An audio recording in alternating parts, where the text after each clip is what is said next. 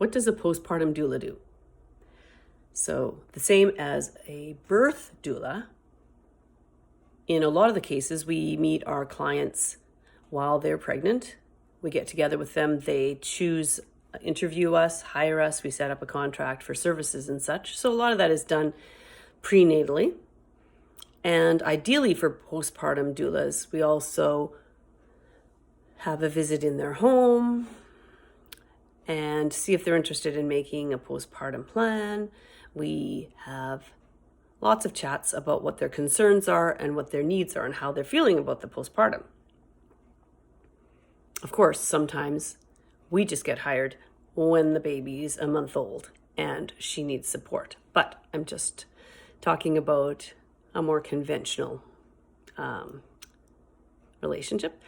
So we support women and their families in the postpartum. That's after the baby's born, and that can be any time from 10 minutes after the baby's born through the first nights, through the first days, into the first weeks and months. And we've been hired to help women whose babies were several months old, because postpartum isn't just 6 weeks.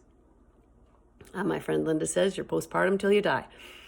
And postpartum refers to the period after the baby's born. Postpartum mood disorders, anxiety, depression, and the emotional landscape of the postpartum is often shortened to postpartum, but it's also an adjective that we use to describe doulas and the menu of services that we offer as postpartum doulas. So I wrote a blog or a piece on what is the typical day for a postpartum doula. And of course, this varies wildly depending on what your menu of services is and what the needs are of any particular woman on any given day. So a lot of the support that we give can be over the phone, via text, some of it's via email, and then depending on the situation, we are in the home with her. So we listen to her experience, we're helping her process things, we help her set up her support system, everything to do with emotional support, cooking, cleaning, food, the care of any other siblings that she might have.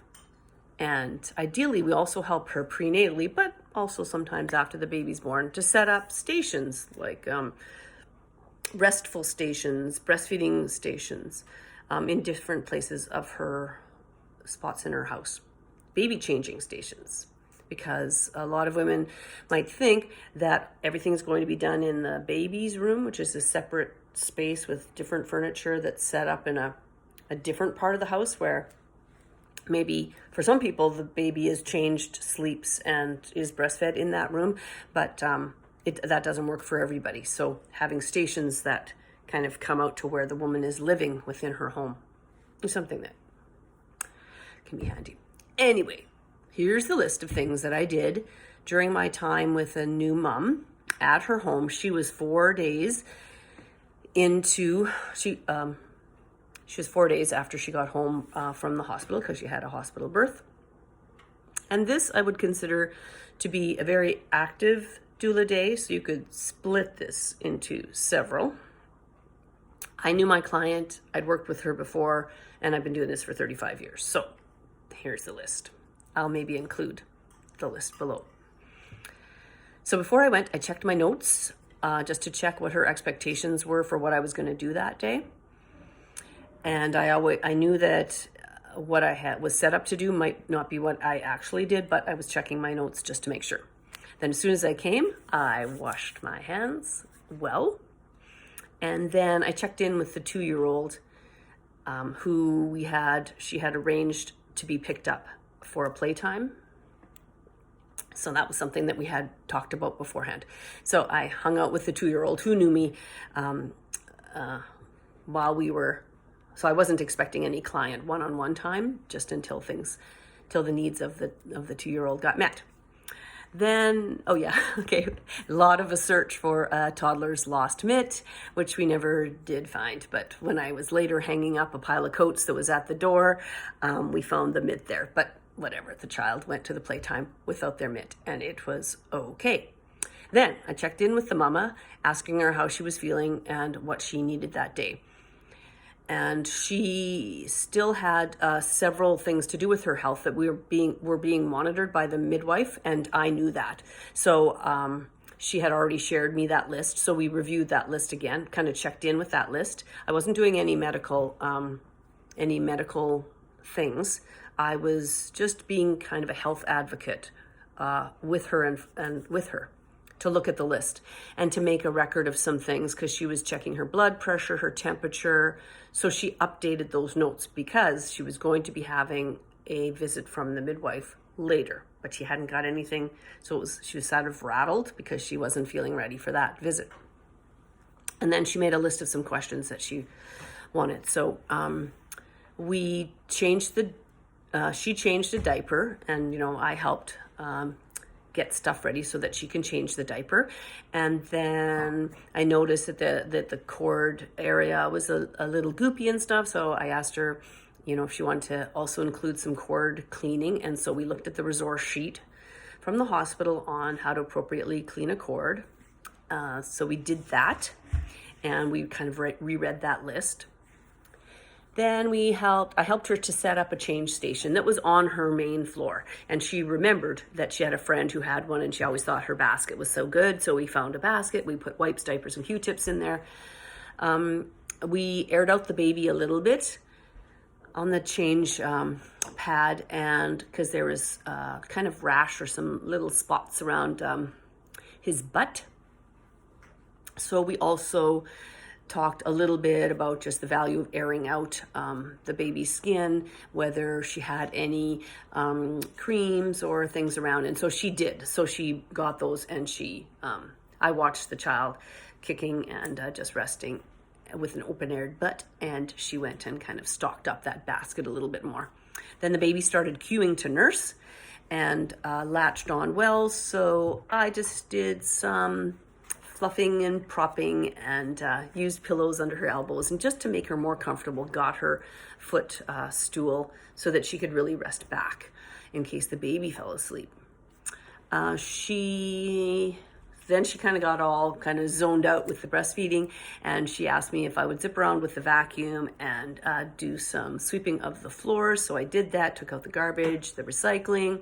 I started to soak some dishes because the dishes were really piled up and they needed to be soaked. So I kind of started the process of that.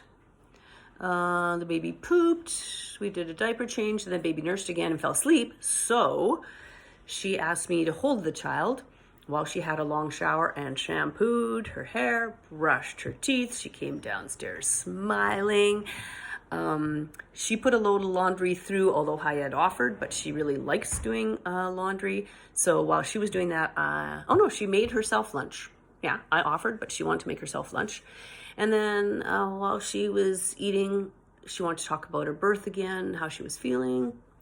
I asked her if she wanted to write out a draft of her birth story. We talked about how she was feeling emotionally. Okay, so now you can see, well, I guess this could all have been, yeah, this is a realistic postpartum visit without any toddlers around. We asked how she was feeling. I asked how she was feeling emotionally, and then she remembered that her medications were due to run out. So then she called in her prescription renewal. I set her up with some raw cabbage on her breasts and some frozen peri pads for her bottom.